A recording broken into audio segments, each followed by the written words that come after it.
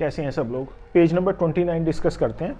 मेरे नोट्स मेरे YouTube channel पे गिवन है, वहाँ से 11th क्लास के नोट्स 12th क्लास के नोट्स की PDF कॉपी आप डाउनलोड कर सकते हैं और session during session sit with the print out of those notes.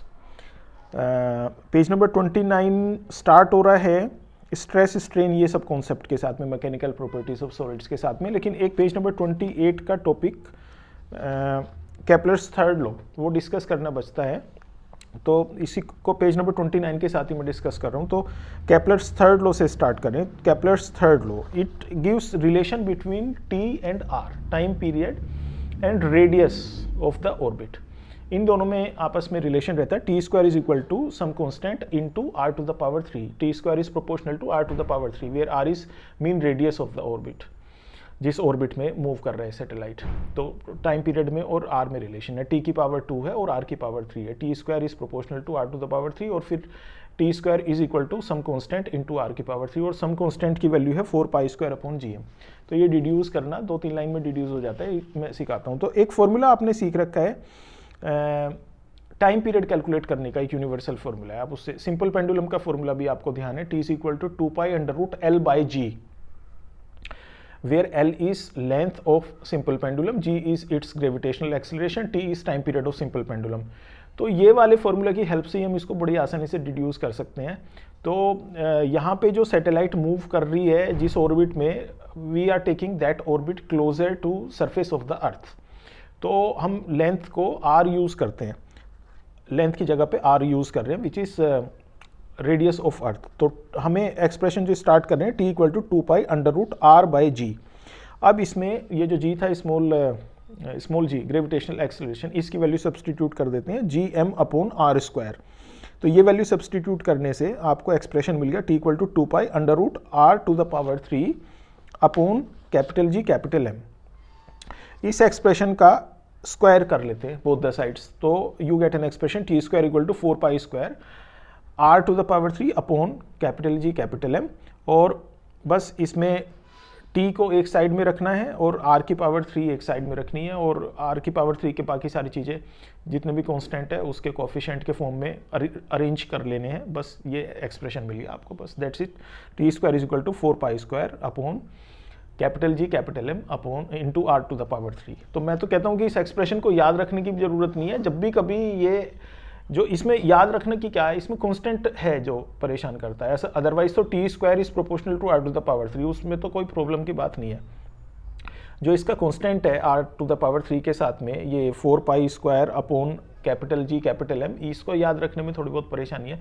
तो इसको याद नहीं रखें आप, तो सिंपल पेंडुलम वाला एक्सप्रेशन याद रखें, T is equal to 2 pi under root L by G, और उसमें L की वैल्यू और G की वैल्यू, L की वैल्यू R और G की value under root GM by R, ये सब्सटीट्यूट करके चलो और सीधे सीधे आपको ये एक्सप्रेशन मिल जाता है बिल्कुल आसानी के साथ में। ठीक है, अभी ये चलिए इस चैप्टर का स्टार्ट करते हैं। सबसे पहला टॉपिक है stress. How do we define stress? Stress is restoring force पर यूनिट एरिया। रिस्टोरिंग फोर्स क्या होती है? रिस्टोरिंग फोर्स का मतलब है किसी वायर को जब आप स्ट्रेच करते हो तो वो वायर उस स्ट्रेच का अपोज करता है। तो अपोज कैसे करता है? उसके अंदर एक रिस्टोरिंग फोर्स प्रोड्यूस हो जाती है, डेवलप हो जाती है, वो रिस्टोरिंग फोर्स अपोज करती है। उस रिस्टोरिंग फोर्स के अपोजिशन में ही आपको फिर उसे पुल करना पड़ता है, इसीलिए आपको बहुत सारा वर्क भी करना पड़ता है, पावर लगानी पड़ती है, यानी उसको खींचने के लिए उतना आसान नहीं पड़ता है। तो because you are doing something against some force, restoring force है वहाँ आपको अपोज करने के लिए। जैसे किसी बॉक्स को अगर आप किसी प्लेटफॉर्म पे पुल करके ले जाते हो या पुश करके ले जाते हो, तो आपको वर्क करना पड़ रहा है because some force is there to oppose you, friction force. अगर फ्रिक्शन फोर्स ना हो किसी तरीके से, वहाँ पे कोई लुब्रिकेंट या कोई वेट सरफेस या somehow you reduce friction by some arrangement, तो फ्रिक्शन फोर्स जीरो हो जाती है, तब आप उसको बड़े, इसीलिए तो हम ग्रीस करते हैं मशीन्स में, ऑयलिंग करते हैं, ग्रीजिंग करते हैं टू रिड्यूस फ्रिक्शन। तो ऐसा करने से आपको वहाँ पे फोर्स कम लगानी पड़ती है। तो यहाँ जो ये रिस्टोरिंग फोर्स प्रोड्यूस होती है किसी वायर के inside, that restoring force divide by its cross sectional area is defined as stress. तो स्ट्रेस रिस्टोरिंग फोर्स पर यूनिट एरिया है। Stress is equal to F upon A, F is restoring force, A is cross sectional area. Next topic है strain. Strain कैसे define करते हो? Strain is change in length per unit length, change in length per unit length, change in length upon length. Per unit length कैसे calculate करोगे? Change in length upon length से calculate करोगे, तो delta L upon L, this is strain. Strain delta L is change in length. जब आपने उसको stretch किया तो जितना भी स्ट्रेच हो गया, जितना अमाउंट, वो डेल्टा एल है। और ओरिजिनल जो उसकी लेंथ थी एल, वो है, तो डेल्टा एल को एल से डिवाइड कर लिया आपने, तो स्ट्रेन की वैल्यू आपको मिल जाती है। Now Hooke's law.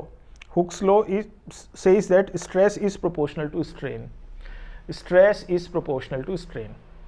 तो जब एक वायर को आपने स्ट्रेच करना स्टार्ट किया था, तो जैसे जैसे उसमें आप उसको स्ट्रेच करते रहे, यानी कि स्ट्रेन प्रोड्यूस होता रहा, तो स्ट्रेन प्रोड्यूस होता रहा, कोरस्पॉन्डिंगली उसमें स्ट्रेस भी डेवलप होता रहा।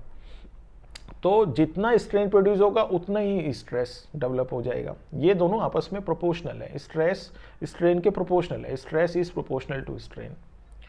तो एक फिर नेक्स्ट लाइन में प्रोपोर्शनलिटी कांस्टेंट आ जाता है, stress is equal to E into strain, E is some proportionality constant, okay.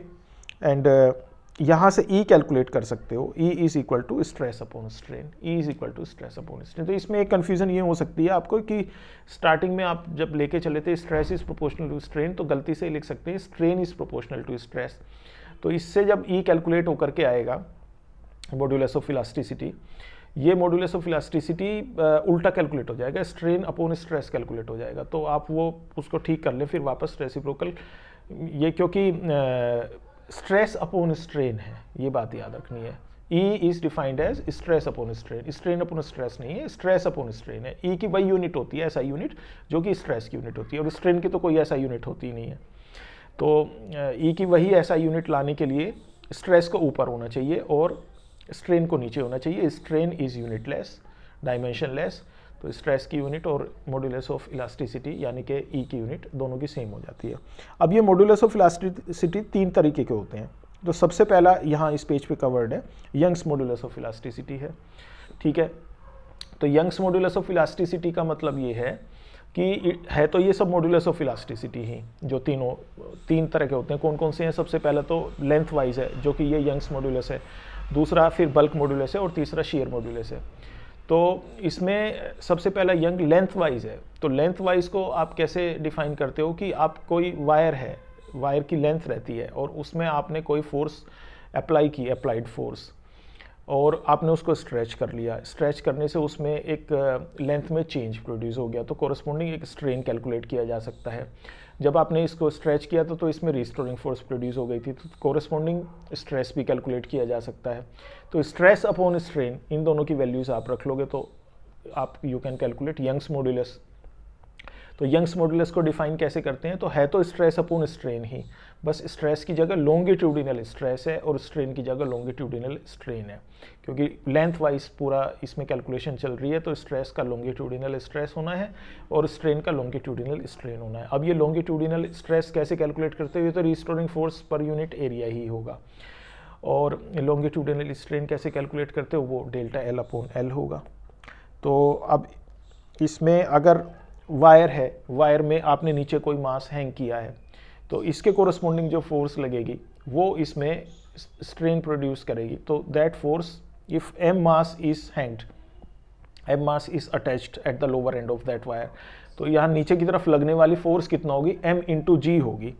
तो एफ की जगह पे एम इंटू जी रखें, और इस वायर का क्रॉस सेक्शनल एरिया कितना होगा? वायर का रेडियस अगर आर है तो पाई आर स्क्वायर इसका क्रॉस, लेटरल सरफेस एरिया की बात नहीं कर रहे, वायर का पूरा सारा एरिया नहीं बात कर रहे, केवल उसका क्रॉस सेक्शनल एरिया की बात कर रहे हैं, पाई आर स्क्वायर। तो F upon A reduces to M G upon pi R square upon delta L upon L, this is equal to Y. Y Young's modulus को वाई से define कर रहे हो, तो ये वाई की डेफिनेशन होगी। अब इस पे बेस्ड कई सारी प्रॉब्लम्स मैंने यहाँ पे दे रखी हैं, ये प्रॉब्लम्स डिस्कस कर लें। मेनली एग्जाम में ये डिफाइन करने के लिए नहीं आता कि यंग्स मॉड्यूलस क्या होता है, बल्कि इस पे बेस्ड प्रॉब्लम्स आती हैं, और बहुत सारे variety of problems is there है ना, वो सब कर लेंगे। तो चलिए नेक्स्ट पेज नंबर 30 पे डिस्कस करेंगे।